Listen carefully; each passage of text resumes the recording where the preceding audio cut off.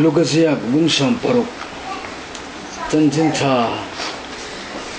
Lugazia Bungsam Paruk Som Pakwatin Chang Som Nipali Thing Kanchiarang Mo Chang Inna Faino Ichiarang Ule Yin Miyausa Tuemo Oma Wasan Dugle Pon Sinta Sina Ni Tin Nuam Satakin Om Chi In Amin Lasan Kuto Pakhat Pan Bo Kha Lu Akong Khar Gula Anmuti China Miao Sato Kana Inoi Ta Chu E Adwa Uitla Chuan Apante Alia Sina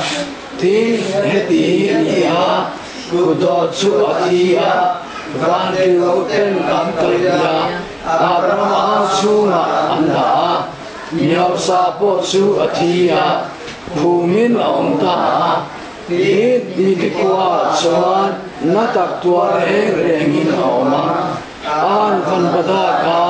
Lataka Abraham Angshuma Lazar Ole Namua Tin Apa Kapa Abraham Nikoila Lazaraka Andiro Ako Zumor Tuya Chasala Kalei Taina Turin Eme Alaya Kalae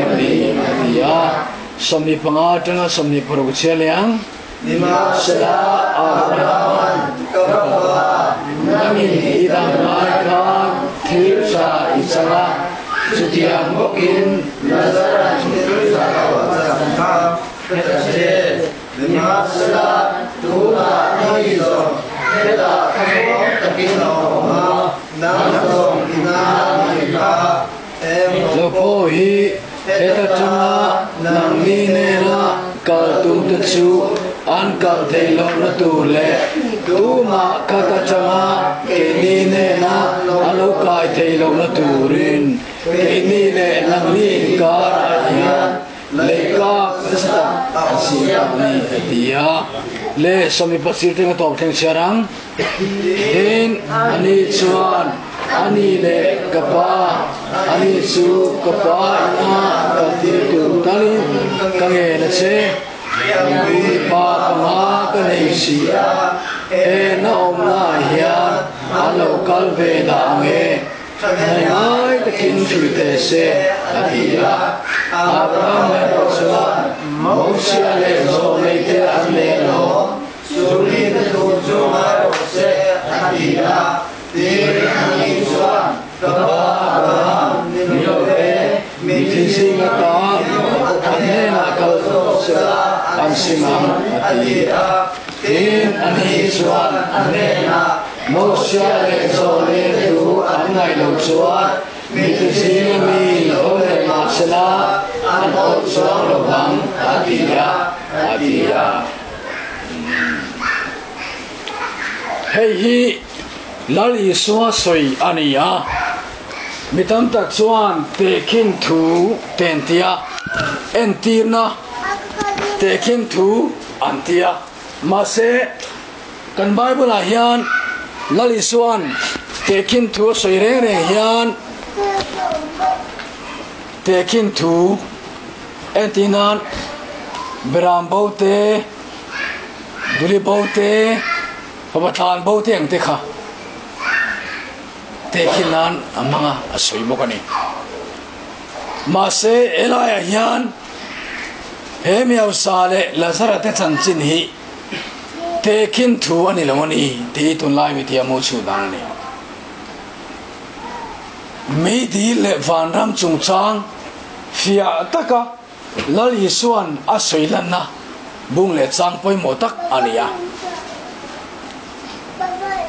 Kovela til keng tak tak. Lali suan asoy cho ani tin asoy bokani ekponi sala asoy tu hi lali suani tatawangin atu soy hi adolawani meidi chungchang meidi atlatur tele antlak dan le annadan atarlan dante le Lazarus chung chang lali sona soi te po hi adikani ama pathian ekim siam tu ni bok ania mei di chan chin are me ma banam chan chin po hi are e mani le la yan miao sapa hi alei fing nun kovel aman lai khan nuam satakin amani ti kha lali sona soi Lazarus ko to ve thungero ka chu are thei em ani pon sai sin asina pon senduk le pon sai sin miao sa ton to te miro puite in thuam na ania chudi hun lai chuan tin khati kapa miao sa miro pui si kha kuto ban bom kha lu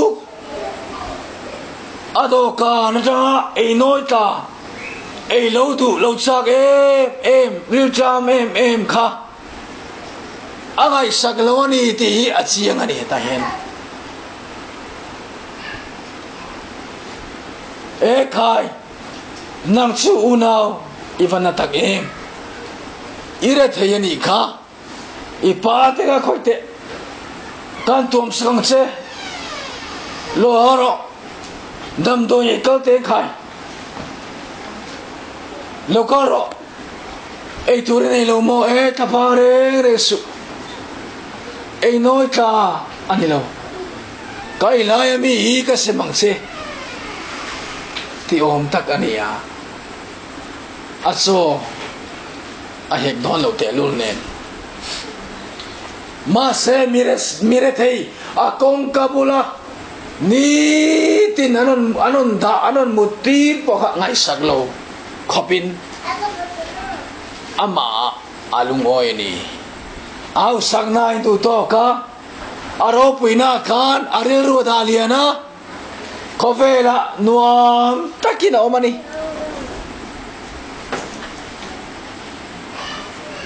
ma se nazara kha athita bible tinge se athi kha ni tin ti kha ku do chu thi a vanti koten an kalpuya abraham ang chung anta banrama anda ta ni ku do chu thi a banrama chuan vanti koten an suai ngal an dang ha tini heta hian kan chiat tur chu mi hring kan thi hian kan tharau hi lali suwa krisaring tu te tharau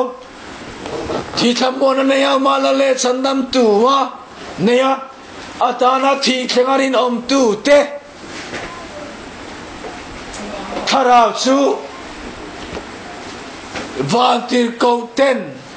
directin van an suai ngarani athamon tha khop lali suang ye ta ye suini kuto kha thia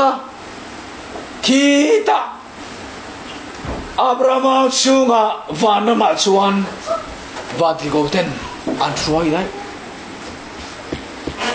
kan tharaw vak vai lo khumalai lai akal kwal lo akal na tura kalma hey voi chumpo khan kan chaina sa hemi kan fiangai ni enge ti chuan